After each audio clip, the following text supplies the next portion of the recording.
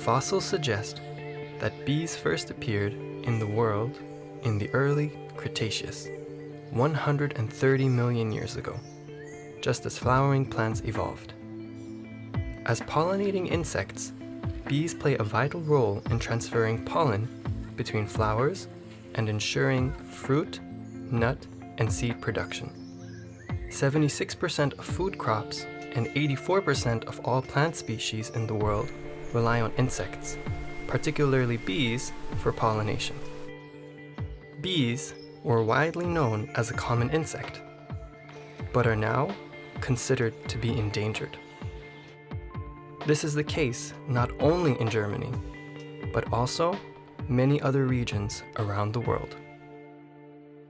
A drastic case of a mass death of bees with 11,500 affected colonies occurred in the spring of 2008 in the Rhine Valley in Baden-Württemberg, a result of pesticide, particularly neonicotinoid misuse. The latest research shows that 39 of Germany's 560 wild bee species are thought to no longer exist, while 31 species are listed as endangered in its red data list. The survival of bees is nowadays a global problem. Bienen sterben eher vielleicht durch die ausgeräumte Landwirtschaft.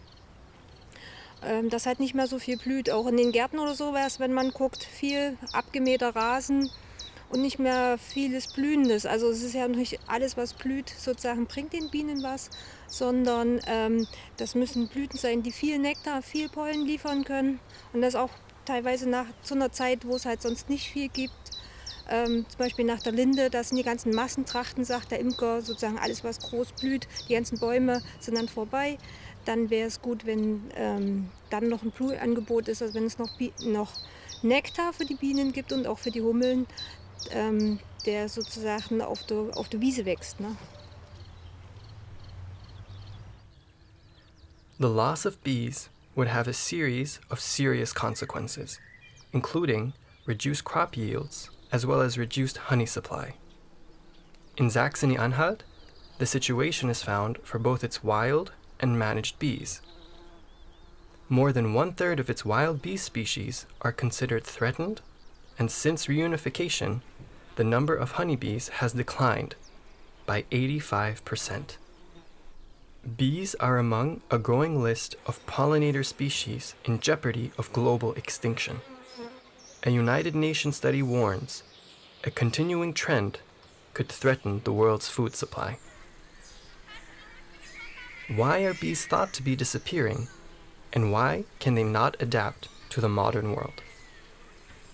There are several potential causes for the threat to bees: climate change, the invasion of alien pest and parasitic species, intensification of land use and novel pesticides. These are all of anthropogenic origin.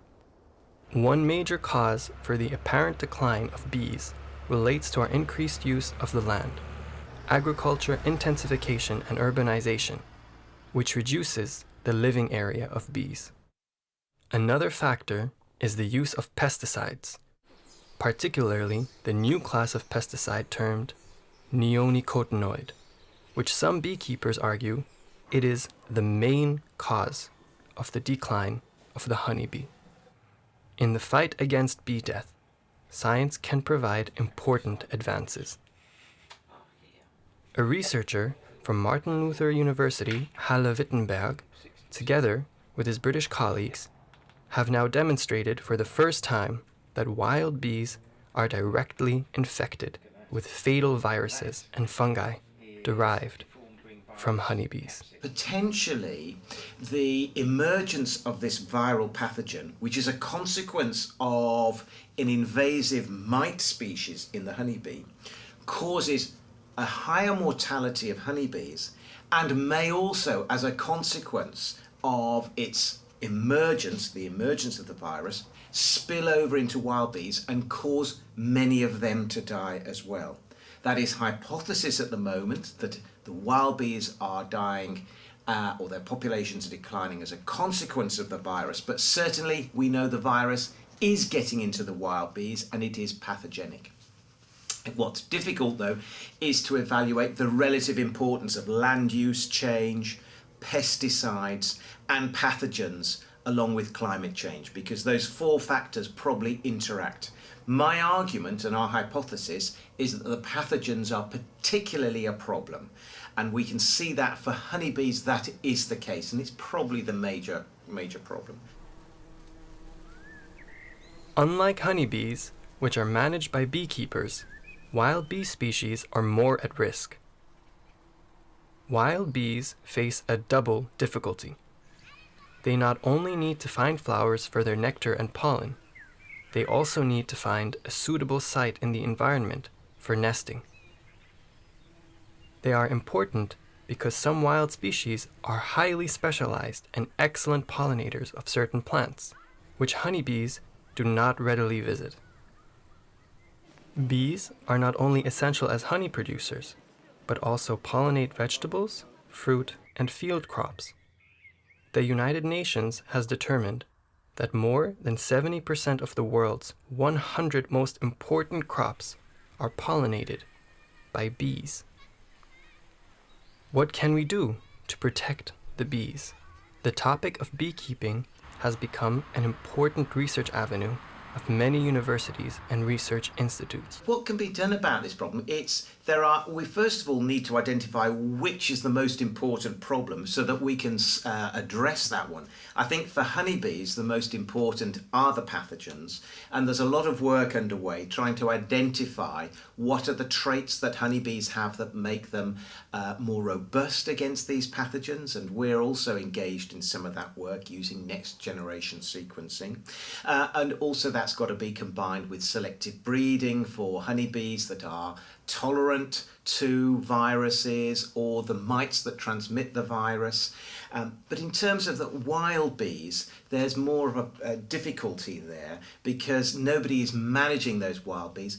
But one thing that humans can do, that we can do to help wild bees, and also honeybees, is to plant more flowers. So in our roadside verges, in parks, and in our gardens, we can plant flowers that are attractive to bees, that provide nectar and pollen in their flowers. They'll look nice to us. The bees will visit them and they will have more resources, which is likely to make them more robust and the populations larger and therefore stronger and possibly able to withstand many of these factors that we've already mentioned that are causing their decline. At least they should be more robust. And hopefully in this way, we humans and bees can live in harmony together in the world. Bees contribute greatly to our ecosystem's sustainability. The harmony between man and bees is the ultimate goal. For example, many gardeners now plant flowers that are favored by bees. Every little action can help the bees. After all, we need them much more than they need us.